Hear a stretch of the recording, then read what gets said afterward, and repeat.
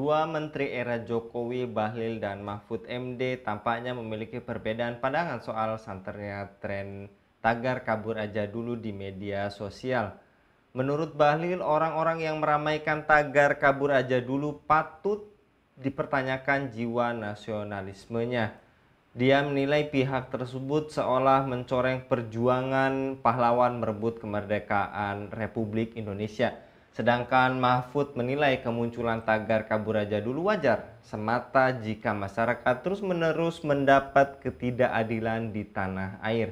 Apakah generasi muda Indonesia benar-benar tidak merasa aman dan nyaman di tanah air mereka, atau ada faktor lain yang membuat mereka merasa demikian? Apakah tagar kabur aja dulu hanya sekedar bentuk keputusasaan atau refleksi nyata dari ketidakpuasan terhadap sistem politik dan sosial di Indonesia?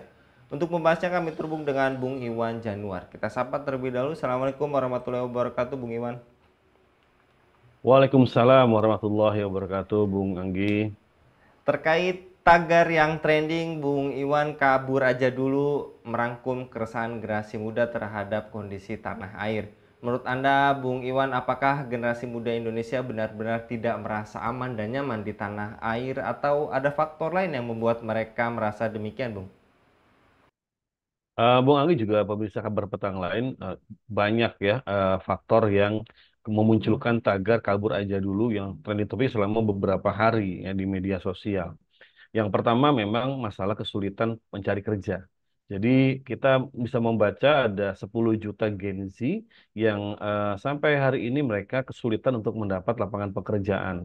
Di sisi lain ada setiap tahun itu ada 1,5 juta lebih pelajar SMA yang lulus tapi mereka tidak bisa melanjutkan ke perguruan tinggi.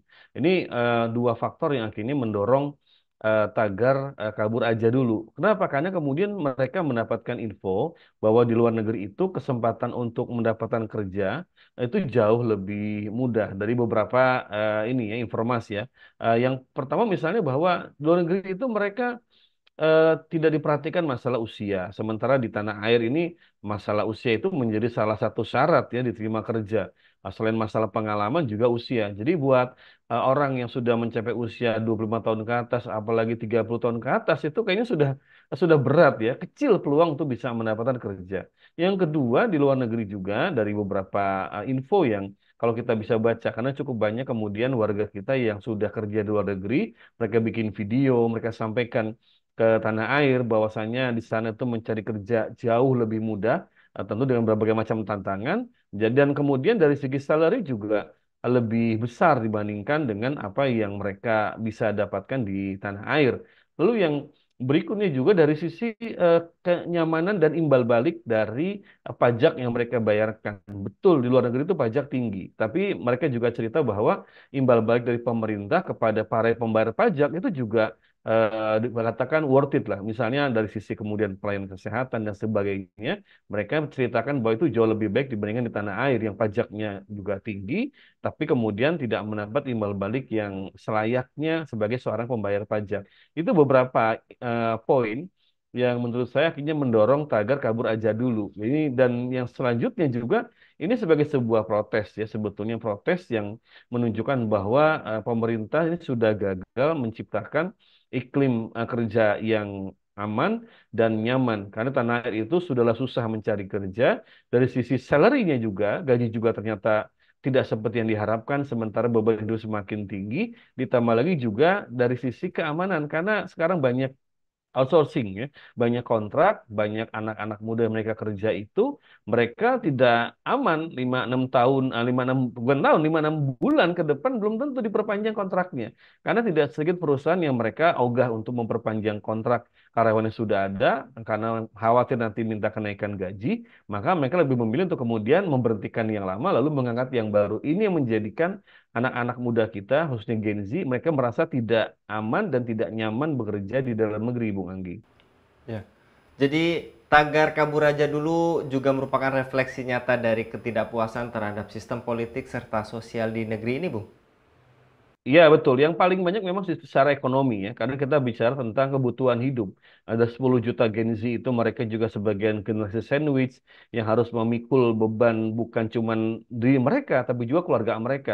Nah mereka pikir kalau misalkan nggak bisa kerja ataupun kerja ternyata cuman UMR seperti itu, yang mana cukup untuk bisa survive, untuk bisa juga menanggung beban keluarga mereka. Karena cukup banyak Gen Z kita itu mereka adalah generasi sandwich. Sementara di luar negeri, supaya saya baca satu berita, satu artikel ya di situs BBC Indonesia, ada anak muda kita kerja di Thailand sebagai guru untuk siswa berkebutuhan khusus, dia bisa mendapatkan sampai 10 juta per bulan gitu kan.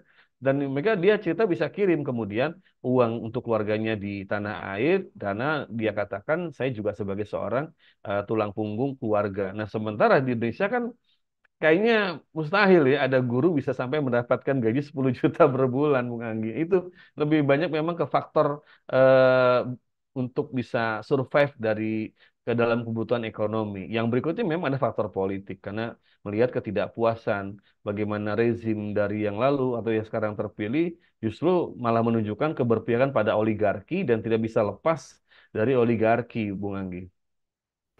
Lantas, bagaimana dampak politik dinasti serta oligarki terhadap kepercayaan generasi muda terhadap sistem pemerintahan saat ini, Bung?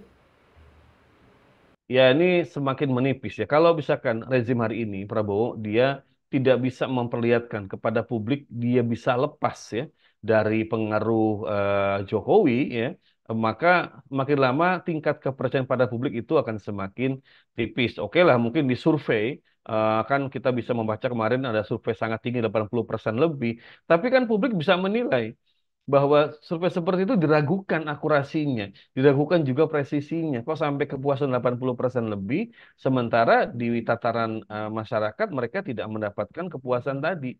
Nah, kalau misalkan rezim Prabowo mereka tidak bisa menunjukkan kemudian lepas, bahkan di pidato yang terakhir mengatakan bahwa dia berhutang budi, berterima kasih, bahkan menyuruhkan hidup Jokowi, saya pikir ini akan menggerus ya tingkat kepercayaan publik kepada pemerintahan Prabowo. Apalagi banyak kebijakan yang dirasakan itu kemudian kontradiktif seperti efisiensi anggaran, tapi ternyata kemudian kabinetnya gemuk. Kemudian juga kita baca hari ini ada retreat kepala daerah anggaran 13 miliar, pengangkatan staf sus ya. Ya, itu menunjukkan ada kontradiksi tidak sama, tidak satu frekuensi antara ucapan dengan perbuatan tidak kongruen sehingga dalam bahasa kasarnya ini terjadi hipokrisme di pemerintahan Bung Anggi. Ini juga menjadi bahan bakar ketidakpuasan masyarakat khususnya generasi muda terhadap sistem politik dan rezim politik yang sekarang ada Bung Anggi. Lantas, apakah rasa cinta tanah air tetap bisa dipertahankan jika kesewenang-wenangan dan ketidakadilan terus berkembang, Bung? Ya, ini saya kira ya pernyataan dari Bahlil atau juga dari Wamenaker ya, itu justru menunjukkan keputusasaan mereka karena tidak bisa meraih kepercayaan publik ya. Dan juga yang kedua menunjukkan sikap yang tidak punya empati kepada publik khususnya Gen Z. Ketika masyarakat kesulitan mencari kerja sampai mereka kemudian mencari kerja ke luar negeri, ketika mereka tidak puas dengan kondisi politik dan sosial yang ada, mereka malah menyalahkan. Jadi kalau pepatah lama mengatakan buruk muka cermin dibelah ya, itu ya sekarang terjadi dan rata-rata memang begitu para pejabat kita. Ketika mereka melihat ada reaksi dari publik ya, yang menunjukkan kritik, menunjukkan kemudian sebuah sikap yang tidak yang oposan, maka justru yang dipersalahkan publik, ini dipersalahkan adalah sikap yang kemudian mengkritiknya. Ini kan sikap yang tidak dewasa, tidak mau evaluasi, mau menang sendiri, dan ini tanda-tanda otoriter, Bung Anggi.